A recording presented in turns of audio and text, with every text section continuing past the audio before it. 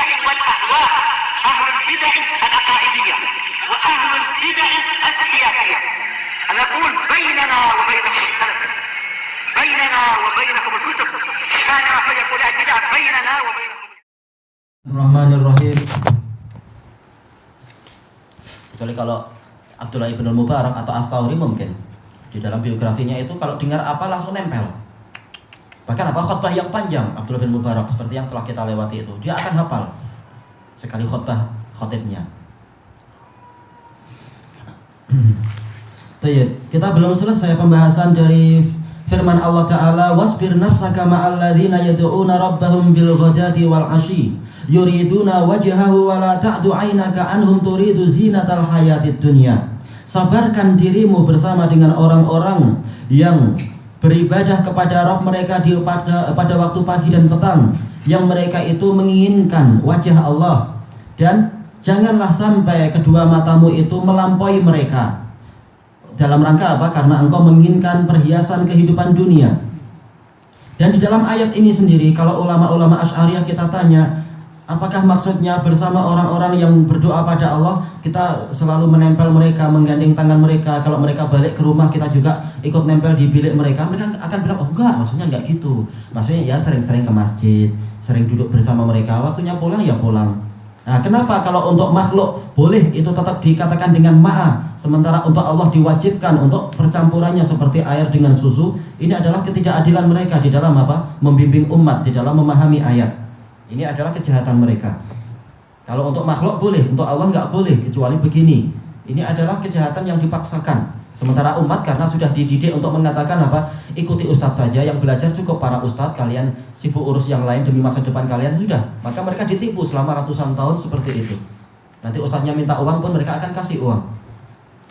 Sementara apa? Untuk dai-dai ahlu sunnah yang murni, tidak minta uang, justru malah diburuk sangkai, dituduh merusak dan sebagainya. Padahal yang setiap bulan atau setiap ada jemputan selalu minta uang banyak, satu jemputan adalah 200 ringgit, maka mereka akan dengan rela memberi. Ini adalah apa? Kasihan umat itu ditipu luar dalam. Yang lebih parah adalah apa? Yang telah kita sebutkan di dalam penukilan-penukilan para ulama tentang Ghulatus Sufiyah itu. Ditipunya adalah luar dalam dan sangat dalam. Nah, ini muskilah. Bahkan apa? Ma'ruf bahwasanya para kiainya dan para ulama besarnya itu mengatakan apa? Kamu tidak akan diberkahi pernikahanmu kecuali kalau malam pertama itu untuk ustadz dulu. Istrimu itu harus lewatkan, kalau enggak akan diberkahi. Mereka mau aja itu. Dan istrinya juga mau aja. Ini naudzubillah. Diperdaya luar dalam dan apa enggak tahu. Luar dalam dan sangat dalam. Setelah itu apa? Disuruh untuk taat mau, dan untuk orang yang murni membela mereka, memperbaiki mereka tanpa minta upah justru diburuk sangkai, dan umat mau saja untuk apa? Disuruh semacam itu. Ini sebenarnya kasihan orang-orang yang ditipu itu. Tidak sadar mereka ditipu, menyangka justru bahwasanya penasehat yang baik itu adalah musuh mereka. Sementara serigala itu yang menjadi apa? Menjadi wali-wali mereka. Ini kasihan umat. Tapi apa? Yang dikasihani tidak tahu kalau dirinya adalah sedang dikasihani.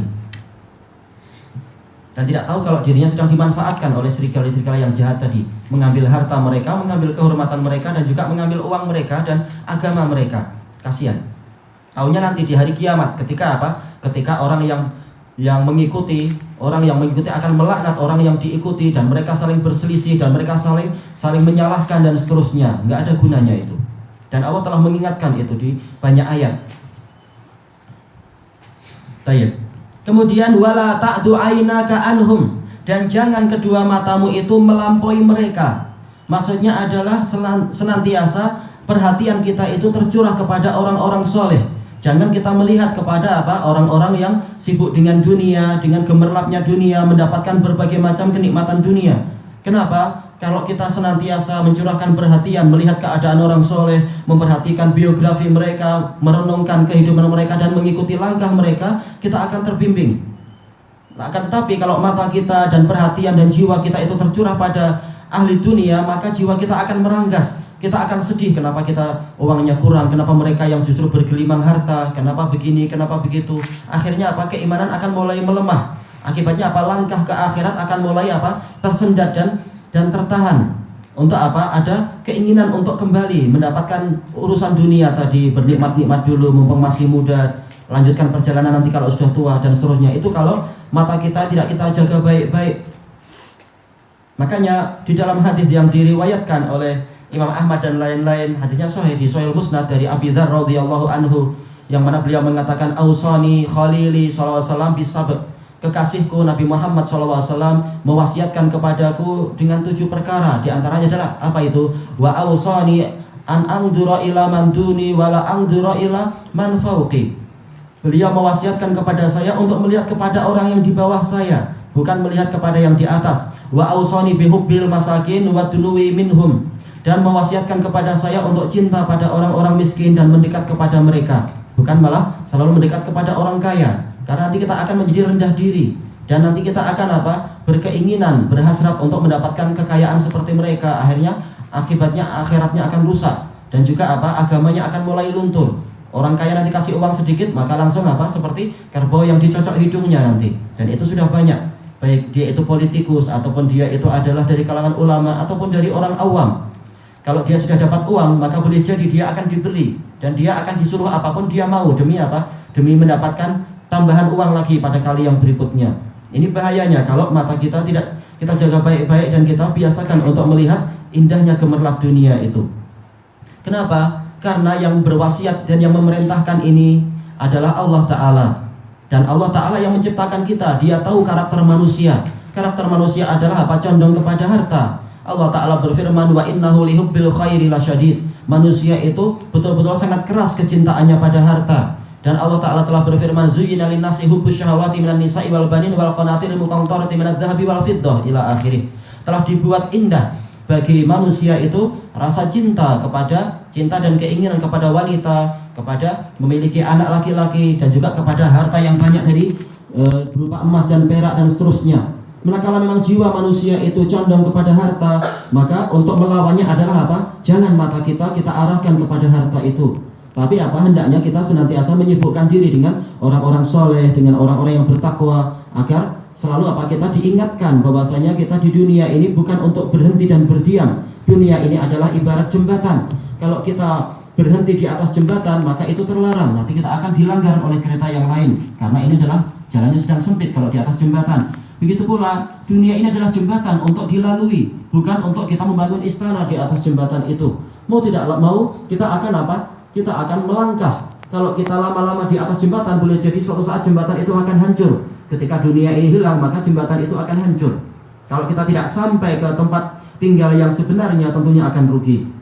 Maka intinya adalah betul-betul mata kita itu kita tahan, karena mata itu, kata Imam Ibnul Qayyim di dalam kitab beliau Raudhatul Muhibbin, mata itu adalah safirul qalb. Dia adalah utusan hati, dan mata ini yang nanti akan menceritakan pada hati apa saja yang dilihat. Kalau yang dilihat adalah selalu kenikmatan dunia, makanan-makanan yang lezat, minuman-minuman yang nikmat, juga pakaian-pakaian yang mewah, dan juga perhiasan-perhiasan yang mengagumkan, maka nanti mata akan cerita kepada hati, akibatnya hatinya akan guncang nanti.